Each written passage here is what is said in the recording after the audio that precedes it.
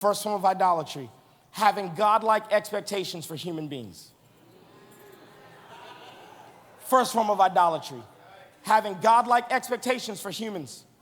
For a lot of us, this is why you've been church hurt for the past 10 years. Because you had a godlike expectation for a human being. And so now the human can never function under the weight of the idolatrous weight that you put on them. So now when they mess up, you can't forgive them because you lost sight of the fact that that was a human being. For a lot of us, this is why forgiving your parents is one of the hardest people to forgive. Because you forgot that just because she's your mama doesn't mean that she's not human. Just because he's your father don't mean he's not human. For a lot of us, the biggest revelation you could get is if you had grace for your 23-year-old self, you need to remember that your mama had you at 23, boo-boo. And if you can have grace for your ratchet 23-year-old self, then you're gonna need to have some grace for the 23-year-old mama that had you. And it is ridiculous of me to assume that just because you got pregnant, you got your life together. Nah. Please enter into reality. If you come up to me, I had to learn this with my father, and I want to be vulnerable so that you know where I'm sharing this from. My father took me to a crack house for the first time when I was 5 years old. My dad was incarcerated for 18 years. My dad's been on crack for most of my life. I don't even ask anymore because I don't want to put pressure on him to lie to me, okay? My dad is in his 70s. He just got a new chest tattoo of my son's face. I should show the next service. It's really great. I mean,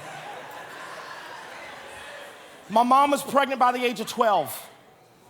My mom was pregnant at 12. My whole family's from the projects. You don't realize that some of us, we don't realize you're sitting next to a miracle. 3 of my aunts are prostitutes. All 5 of my uncles are alcoholics. I've met most of my cousins through a glass window in a prison cell. So the fact that I'm even in my right mind is a miracle. Is a miracle. I'm the first Orango with a bachelor's degree. I'm the first Orango with a master's degree. By 2024, I'll be the first Orango with a doctorate. I'm the first Orango to own property. I'm the first Orango to have kids after marriage, not before. I'm the first Orango to ever go to therapy. I'm the first Orango to be a preacher. I'm the first Orango to own anything.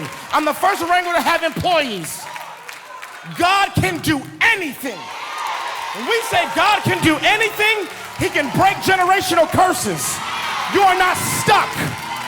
You are not trapped. I don't care who your mama was or who your father was. I can't walk in forgiveness until I first let go of the idol that I've made into the parents that God gave me. God saw fit to put me in this family, and God doesn't make mistakes.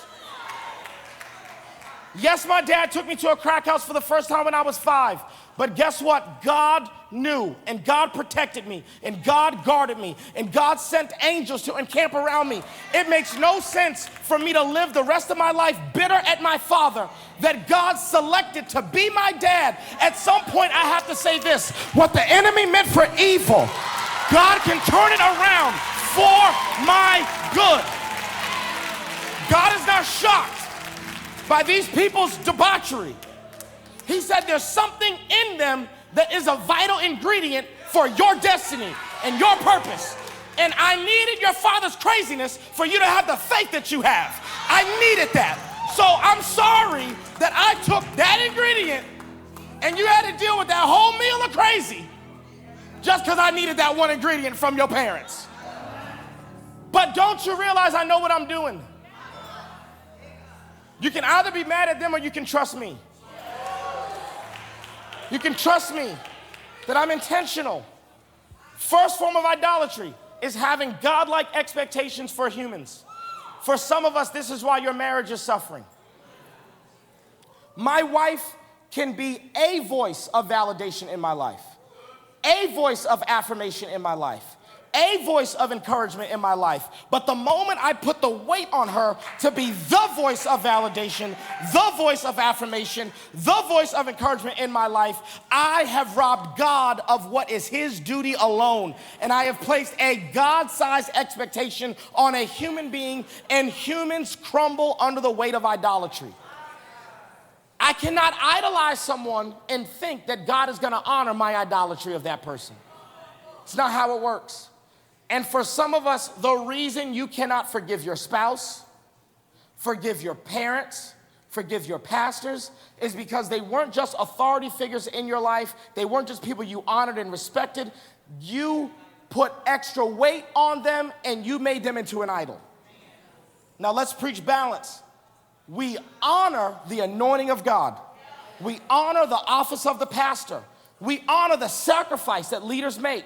I don't have to dishonor just because you're not an idol in my life. We're not gonna operate in extremes. Just because I'm not gonna idolize you doesn't mean I'm not gonna honor you and respect you. I can respect the anointing that's on the pastor's life. I can respect the word of the Lord that gets preached. I can honor and respect and follow the vision. I can submit to godly authority without idolizing that person.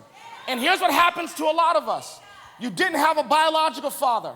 So now you come into a spiritual relationship with a father who's a pastor, and they can never fill the shoes of the void that you have. And now you come into the relationship not wanting them to be your spiritual dad, but wanting them to be your dad. We came in at a deficit. So now I can do no wrong. Anytime I'm naked, you're gonna go tell your brothers. Uh-oh. You're never gonna walk in backwards to cover me because you've put so many expectations on me that I can't ever be human around you. Uh-oh. Uh-oh. We have to find the balance where I honor, respect, submit, and follow, but I'm not gonna idolize a parent, a spouse, a pastor, because the moment I begin to move in an idolatrous relationship, this is doomed.